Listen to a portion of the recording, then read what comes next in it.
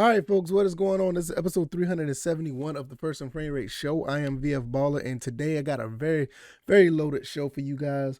I'm actually really excited about everything I'm about to talk about today because football season is getting closer and you're getting more information, and it's starting to make you think about some of the players that are going to be participating on these teams. Georgia Southern, Atlanta Falcons. If you don't know by now, this is a podcast for Georgia Southern and Atlanta Falcons football. This is the First and Frame Rate Show. I am VF Baller, and on a daily basis, I try my best to give you the best content possible when it comes to these two teams. First and foremost, I've been a fan of both teams for a long time, and I just love talking football, and I love talking about everything in between, the wins and losses and the off season and the end season. I love talking about all this stuff. So hopefully you guys will continue to support. I appreciate everybody who has been supporting, and it's just a wonderful time because football is almost here. If it's your first time here, welcome. Like I said, I can be listened on various platforms. I said this plenty of times, but I'll continue to repeat it so you guys know. I am on YouTube and Rumble. I also can be found on Anchor, Stitcher, Spotify, Apple, and Google Podcasts. So if you want to listen outside of the regular times this show is started, you can be your own program director and listen to the show at your leisure. All right, let's go ahead and get into this because I got a lot to unpack, and I want to get into what is taking place right now. 8 Georgia Southern Eagles make the Athlon Sports Preseason All-Sun Belt team. 5 of them were named to the second team, which is actually pretty cool.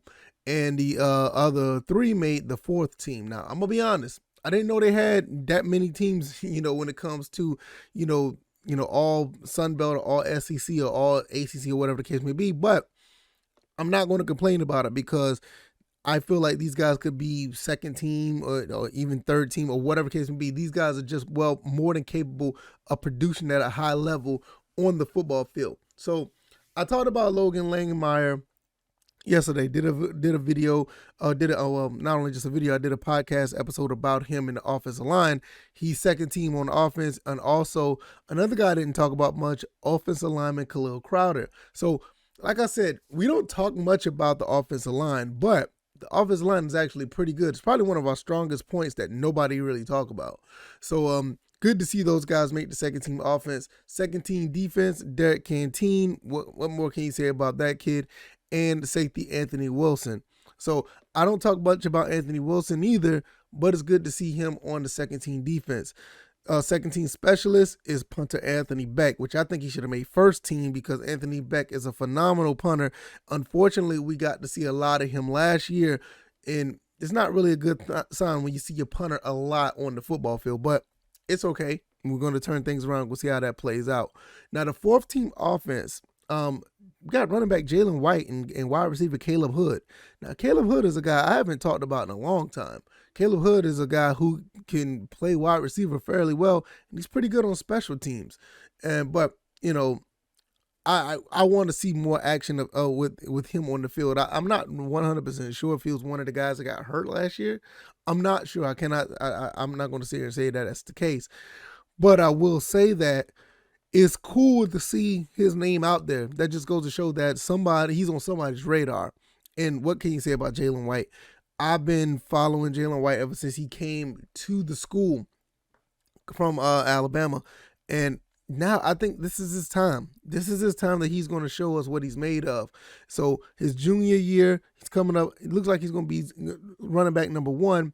For some reason, I got a gut feeling that, Coach Clay Helton and Coach Merritt liked him a lot. Looks like he's going to be running the ball. And I can't wait to see what he's capable of doing because I think this kid is going to be really, really special. Especially when you have an offensive line like the one we have, So it's going to be really interesting to see how that plays out. And last but not least, definitely not least, 4th team defense is defensive lineman Justin Ellis. Now, Justin Ellis is a returning defensive lineman coming in for his 5th or 6th years on the team. I'm going to look this up to find out. I think this is his 6th year. So he's going to be coming back. Played very well last year. Last year he had 7 tackles for loss, 5 sacks. 4 quarterback hurries, 1 forced fumble, and 1 pass breakup. Pretty, pretty diverse,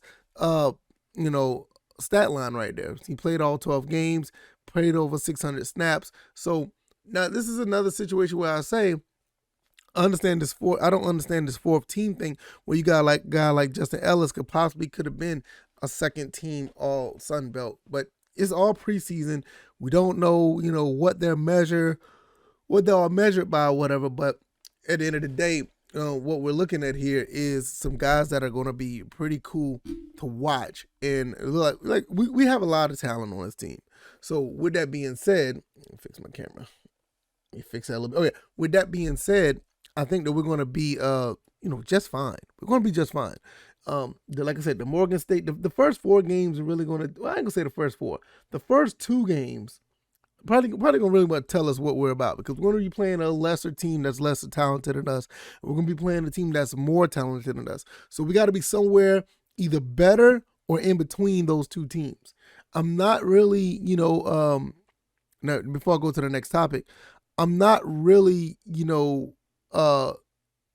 I'm not really tripping. I'm not going to be really tripping or really be upset if we lose to Nebraska.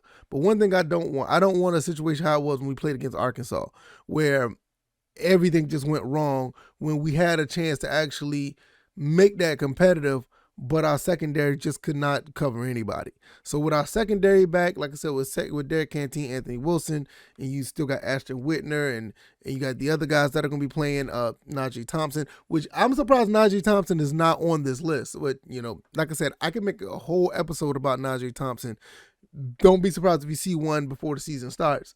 Nevertheless, when you got all these guys that are coming back with some of the guys in the secondary and some of the freshmen that are coming in, I would not be surprised, we see something really, really special, especially on September 10th against Nebraska. I would not be surprised. But nevertheless, shout out to these 8 guys who've made the All-Sun Belt team, preseason All-Sun Belt team. Pretty cool to see. Pretty cool to see. Can't wait to see what these guys do on the field. Now, let's get into this right here. Coach Arthur Smith is out here telling everybody how well Desmond Ridder is catching on to the offense. I'm not surprised. I'm really not. If you watch anything of Desmond Ridder throughout his college career, which I didn't watch much, I'm not going to sit here and tell you, I watch all the Cincinnati games or whatever the case may be. No, but I did go back to watch some of the things that he's done. I've watched some of the things that he's capable of. I watch him play football on the field, and he looks like he's a guy that really knows the game, and he plays the game very clean. It seems like a guy that takes information and implement that information onto the field. With that being said, it looks like that's what he's doing. Coach Arthur Smith has been quoted in various articles, but this one I'm looking at Pro Football Talk. I may just put the link down in the description so you guys can read it yourself. He said, so Coach Smith said, he's light years ahead of most young quarterbacks from the neck up. I will give him that compliment. And Coach Smith don't really like to get too many compliments. He also said that he clearly got. I think this is written wrong. Let me see. He's clearly he's got to continue to improve. Okay, that just reads real bad. But behind the scenes, there's things that he's done that have impressed me as a rookie. Also, Ridder said that he started to feel comfortable with the playbook and his terminology. He said, honestly, I'm not going to lie. This is Ridder. Honestly, I'm not going to lie. I thought I was going to come in and struggle a bit. We're almost all the way through installs and put in all those checks. I've got a good grasp of it. It kind of surprised me, honestly. I'm not going to say I wouldn't have picked it up, but I thought it would take me a little bit longer, an extra couple of days, but I would have been able to pick it up pretty smoothly. Now, I also saw another interview, or like a little Q&A real quick, where a reporter stopped and asked Desmond Ridder, how's he coming along? And Desmond Ridder basically said everything's going fine. And what he's been doing is really interesting. He said he takes the terminology, records it in his iPhone, which, I'm not a really big fan of like technology like that when it comes to phones because I feel like, Android, Apple, whatever. But I have an Apple phone, iPhone. These phones are pretty cool. You can do a lot. Not saying you can't do a lot with Android, but I don't want to go down that road. But you know what I mean. He said he records it in his iPhone, and he listens to himself repeat the terminology back in his AirPods when he's away from the facility or when he's home. This just goes to show me that this kid really lives, eats, and breathes football. And this is what you want to see in a quarterback. Now, I can't speak for Matt Ryan. I can't speak for Michael Vick. But, there's been reports of with the whole situation with Michael Vick and how he took the playbook seriously. But that's another story for another day. I can't speak for all the other quarterbacks that came behind or came before Desmond Ridder as far as the Falcons go. But when you have a quarterback that's doing something like this, you got to sit back and really say, you know what? We may need to give this guy some time to really see what he's about. Because, yeah, I know at the end of the day, performing on the field is everything. I get it. Performing on the field is what it's about.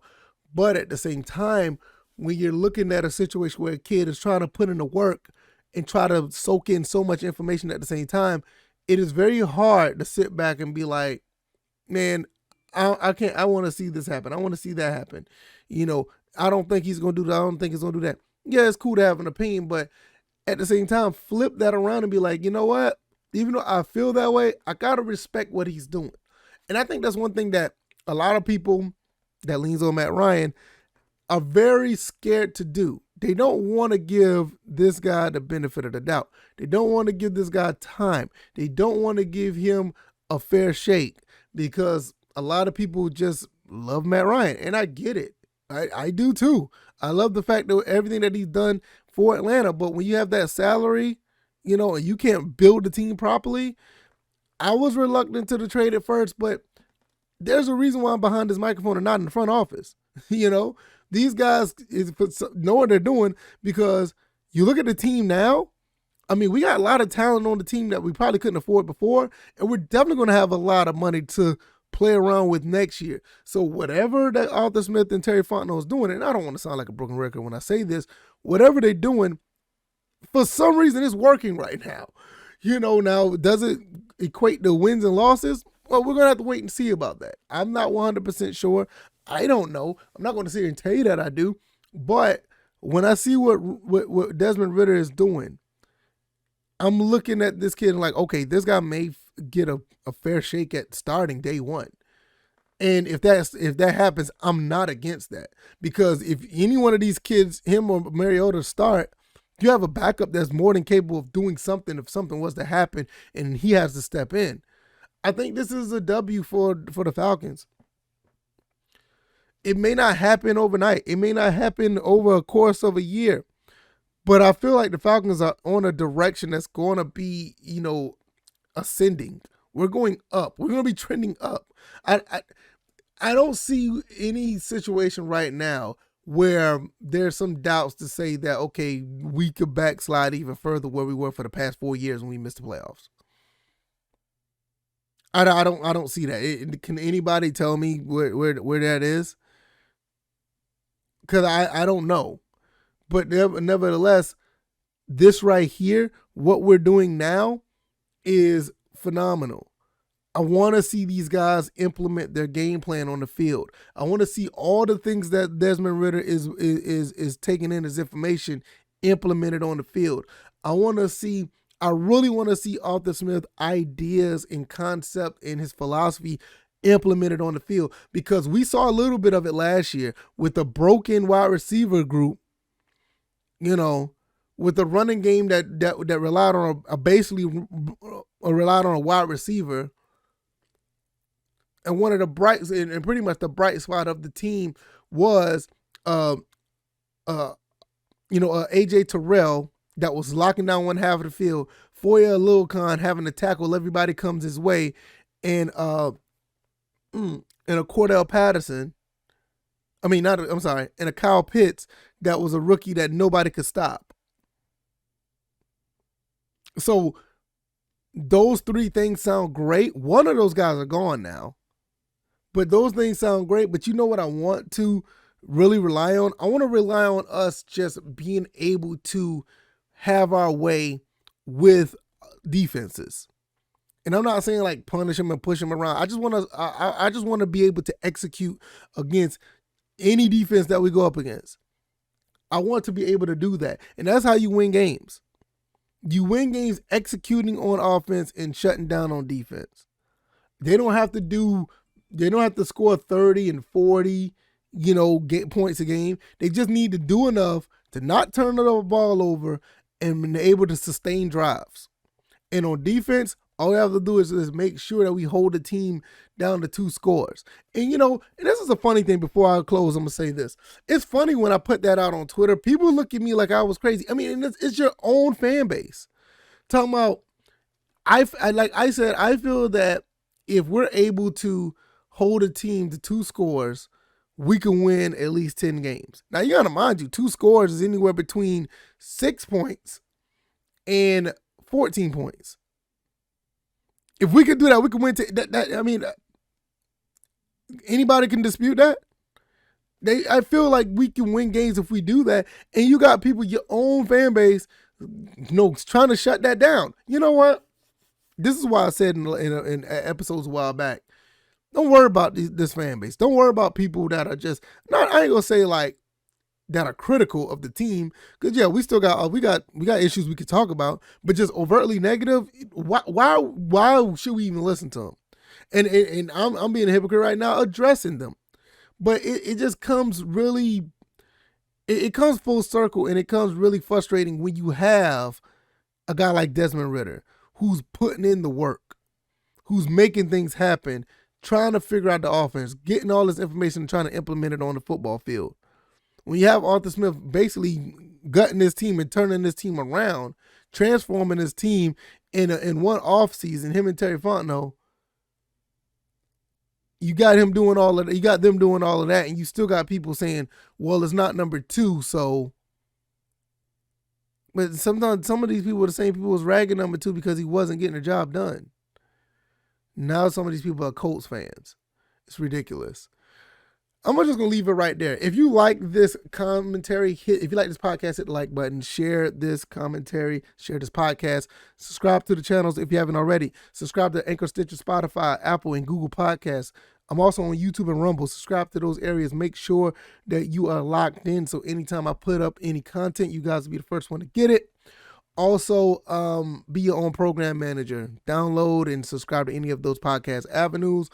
Also, give me a 5-star rating on that Apple star chart. Let me know what I'm doing well. Let me know if I'm doing anything different. If I'm doing anything wrong, please give me some feedback in any of the comments areas where you can, because I do like to read them. Also, you can follow me on Twitter. Let me know how everything is going, how you feel about the team as far as the Atlanta Falcons and Georgia Southern football. All the links are down in the description. My Twitter handle is VFBaller, but you can check all that stuff out down in the description, all my links and all that other good stuff. Hopefully you guys enjoy the rest of your Thursday. We're going to keep it rocking and rolling, and we're going to get ready for the Friday edition of the show and go back into another weekend. So sounds good, right? Sounds good. Thank you guys for watching and all the support. You guys make this go. I really, really appreciate it. I will see you guys on a Friday. You guys take it easy, and you guys be blessed. Peace.